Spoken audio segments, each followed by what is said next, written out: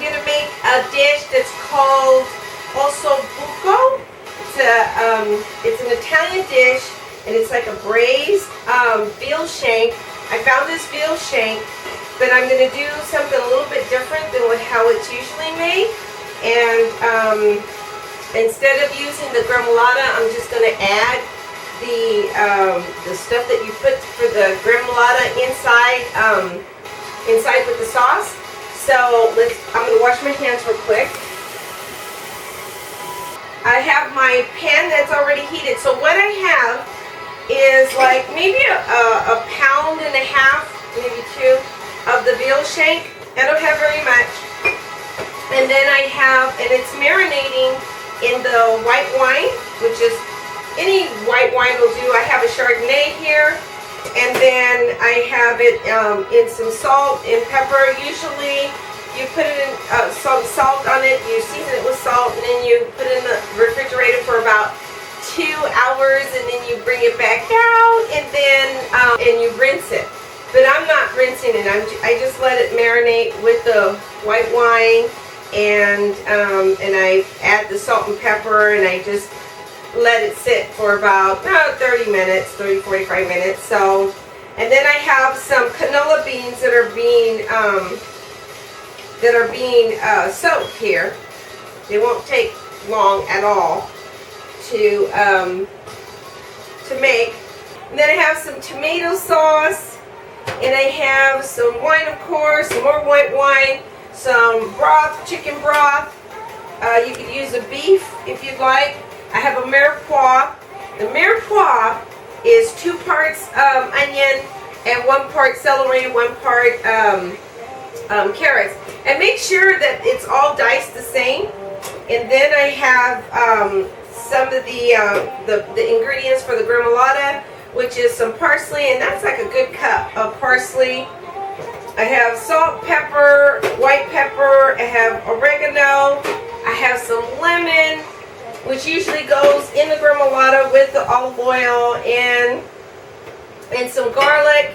And I have some butter here. Did I say oregano? And I have my shanks here. You can see them. And then I have the flour that you dredge the flour. And I have some rosemary, thyme, and bay leaves. And zest, of course. The zest from the 1 lemon. And then I'm just going to squeeze a little bit of lemon. So this is going to be like, it seems like it's tedious, but it's really not. It's really easy. So what I'm going to do is I'm going to go ahead and put the oil in there, right? What I'm going to do is take my veal shanks and dredge them in some seasoned flour. You don't have to season it if you don't want to, but I do. And you just season it like that. Okay? I hope you like this music, but just season it and then just kind of drop it in this heated oil, extra virgin olive oil. I'm going to go ahead and season the other one. And that used about a half a cup of flour. If you want to get, want to know exactly how much I use, about a half a cup of flour. So you just want to, and usually this goes in the oven, but because I'm putting it in the Dutch oven, I'm going to leave it on top on a very low heat. Pretty neat. And see, and the flour, what does the flour do? I would assume that it seals in the flavor. And usually you can tie this, but because I'm going to be adding white canola beans to it and letting it cook for a while, I kind of want it to fall apart. It's going to be kind of stewy. So it's I'm going to do a little bit my way, the way I would want to have it done. But it's not like precise, but it'll come out nice. I'm going to set my flour on this side, right? And then Okay, I'm going to get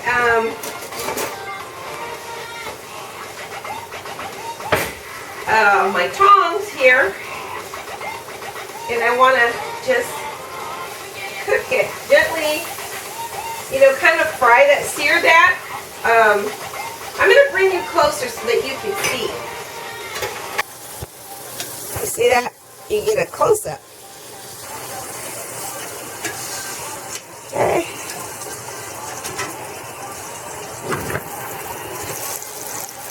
Okay. And that's searing up nice and neat. And I'm going to remove that in a minute. You see how beautiful those pieces of shanks are? Oh, nice. I really like them. Get a plate here.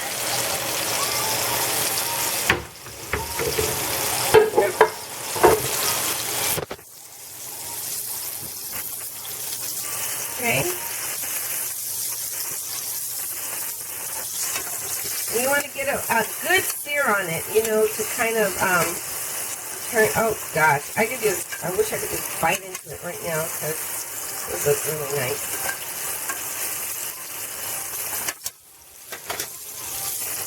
And I'm sure you can make something like this, like maybe vegetarian style, or you could probably use, if you use the same technique, you could use chicken, or I'm sure there's other meats you could use.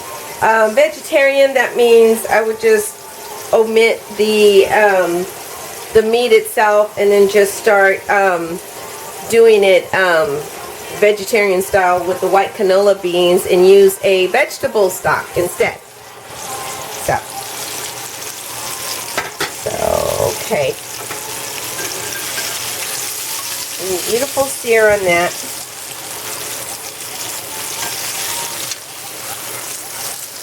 Just want to make sure. And all that, those juices from the meat are going to go into the extra virgin olive oil, which is going to help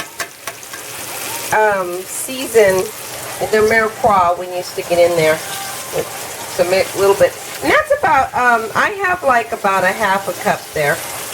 Maybe, it calls for only a fourth of a cup, but you know what, that's okay. We're just going to use a half a cup. So, just season that nice and pretty. Okay.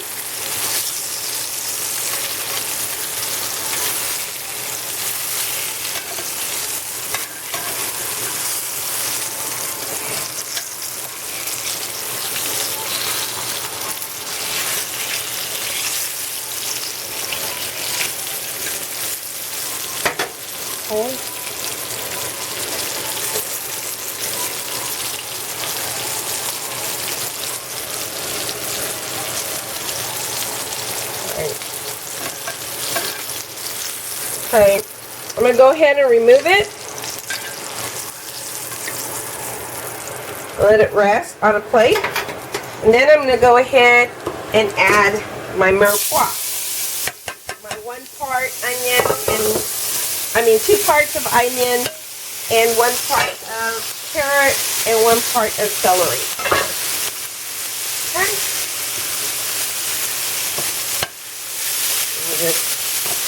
You see how nice I have it in a small cut.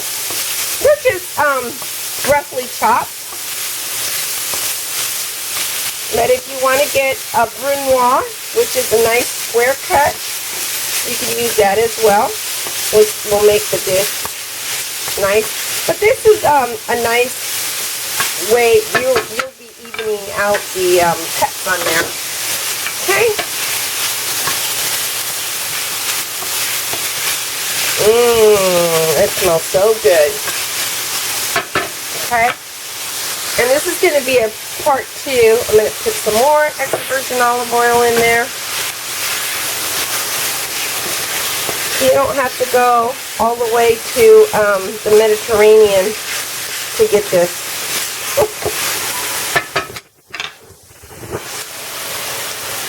Okay. Add seasoning in both the flour and the meats in the shanks. I'm not going to add any right just yet. I'm going to wait till I add the rest of my stuff in there. Then I'm going to go ahead and add, remember the juices? Just go ahead and add that in there.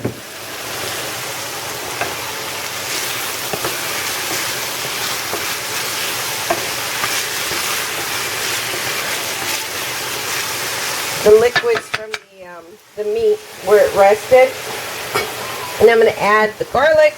And that's about 4-5 cloves. If you want to add more garlic, you can.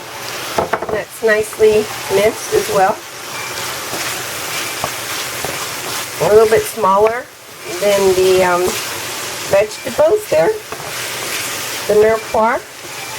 The mirepoix.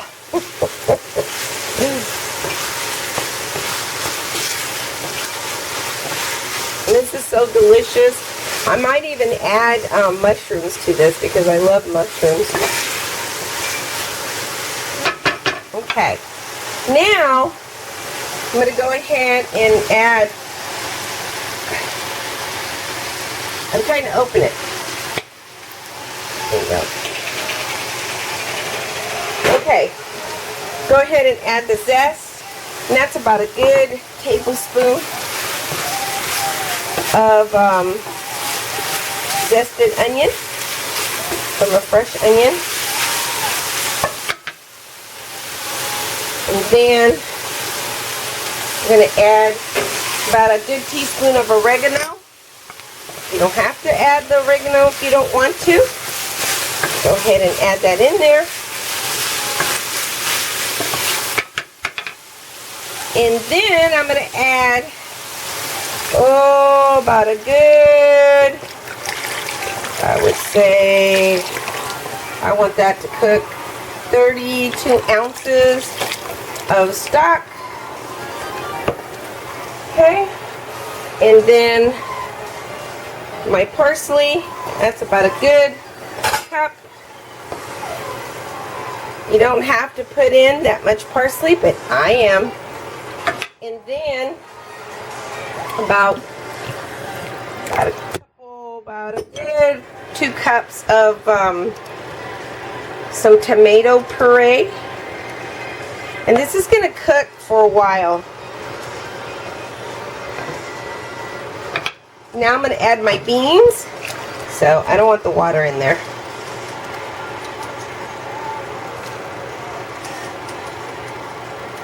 And see, because they've been soaking,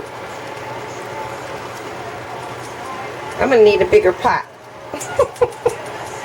I could tell.